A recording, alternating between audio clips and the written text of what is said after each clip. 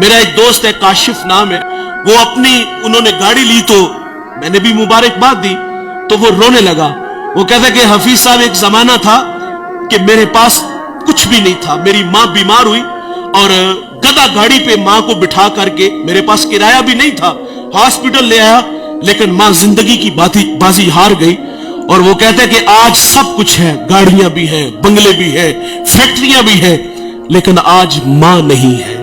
ये इंसानी फितरत है, जिसने खुशहाली देखी हो वो आरज़ू जरूर करता है कि काश कि आज मेरी माँ जिंदा होती।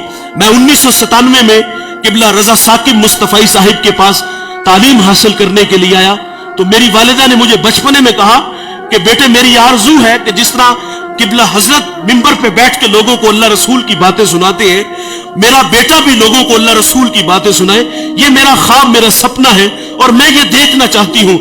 लेकिन हुआ क्या कि 1999 में वो अल्लाह के पास चली गई। अल्लाह ने बड़ी इज्जतों से नवाजा है। पूरे पाकिस्तान में जाता हूँ और हजारों के इज्तिमाअत में मैंने खिताबात किए हैं, उलमा की मौजूदगी में, बड़े बड़े मशाइख की मौजूदगी में मैंने अल्लाह रसूल की बातें सुनाई हैं। लेकिन कभी कभी आरज़ू मचलती है कि पर्दे की ओट में बैठ के इस बेटे से माँ अल्लाह रसूल की बातें सुने तो मेरा कद कितना बढ़ जाएगा। ये इंसानी फितरत है। वो आरज़ू करते काश कि आज मेरे माँ बाप जिंदा होते। मेरे नबी सल्लल्लाहु अलैहि वसल्लम फरमाते हैं, जन्नत तुम्हारी माँ के कदमों तले है। और फिर अमलन हमें करके भी दिखाया। हुजूर मुसल्ले पे खड़े हैं, हुजूर ने पीछे पलट के सहाबा को देखा, छम छम आंखें बरसने लगी। माँ कब बिछड़ी थी? जब मेरे नबी की उम्र 6 साल थी। अबवा का टीला, ये एक छोटी सी बस्ती है जहां सैयदा आमिना रदी अल्लाह ताला अन्हा आके रुकती है। आपको बुखार हो गया था और बुखार तलख था जिसने सैयदा आमिना रदी अल्लाह ताला अन्हा की जान ले ली थी।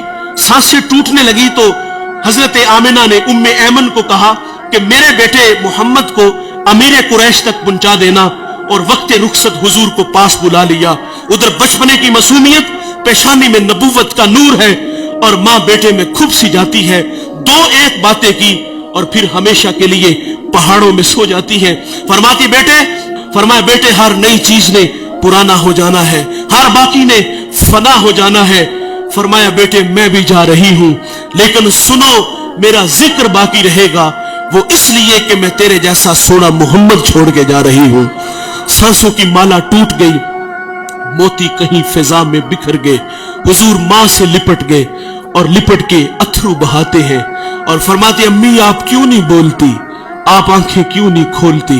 हंसता चमन खामोश है, जाने वाले लौट कर कभी भी नहीं आते। लेकिन कुछ जाने वाले ऐसे होते हैं जो दिलों में धड़कन बन के रहते हैं, खुशबू होती है जो पास पास रहते हैं। हुजूर माँ से लिपट के माँ की जुदाई में रोते हैं, फिर अपने नन्हे नन्हे हाथों से काले पत्थरों की कब्र बनाते हैं, उस पे आंसुओं का छिड़काव करते हैं। जहां तक माँ नजर आती रही, पलट पलट के उन काले पत्थरों वाली कब्र को देखते हैं।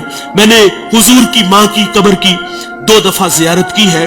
हम जब पहली दफा आपके मजार पे हाजिर हुए, ये मदीना से 350 किलोमीटर के फासले पर अबवा का टीला आता है। हम रात 1:45 बजे पहाड़ के नीचे थे तो माहौल बिल्कुल खामोश था, हवा का कहीं से कोई एक झोंका भी नहीं आया था। लेकिन जब सैयदा के कदमों में खड़े हुए तो यकीन जानो ऐसे लगता था कि अल्लाह ने जन्नत के 8 दरवाजे ही खोल दिए हो। जन्नत से ठंडी हवाएं आज भी सैयदा को सलाम करने आती है। हुजूर पलट पलट के उन काले पत्थरों वाली कब्र को देखते हैं और वापस लौट आते हैं। उम्मे ऐमन कहती, मैं जब नीचे पहाड़ से उतरी तो पीछे पलट के देखा तो हुजूर मेरे साथ नहीं थे। फरमाती, मैं दोबारा फिर पहाड़ पे चढ़ी और मेरी आंखें क्या देखती है, हुजूर मां के सराने खड़े हैं और वहां खड़े होकर कह रहे थे कि मां जी, आप तो जानते हो कि मेरा इस दुनिया में आपके सिवा कोई भी नहीं है। उम्मे ऐमन की भी जान निकल गई, हुजूर को सीने से लगा लिया। आका फरमाया करते थे, उम्मे ऐमन मेरी मां के बाद मेरी मां लगती है।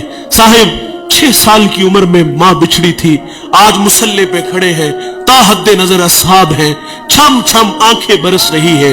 और फरमाया सहाबा, काश के आज मैं मोहम्मद की मां जिंदा होती, मैं तुम्हें नमाज़े इशा पढ़ा रहा होता, उसमें सूरत फातिहा की किरात भी कर चुका होता, फिर پھر میری ماں کو مجھ سے کوئی کام یاد آ جاتا، وہ مسجد نبوی کے دروازے پہ آ کے کہتی، ابن محمد، میرے بیٹے محمد میری بات سنو۔ حضور فرماتے نماز توڑ کے پہلے ماں کی بات کو سنتا۔ حضور نے عملاً ہمیں ماں کی عزت کر کے بتایا، تو صاحب ان کی قدر ان کی زندگی میں کرو۔ میں ایک جگہ خطاب کرنے گیا تو ایک بوڑھا میرے پاس آ کے بیٹھ گیا اور رونے لگے۔ مجھے کہتے مولوی صاحب منو ایک مسئلہ تے دسو، جن نے ماں ویکھی نہ ہوئے اودا کی بنے گا؟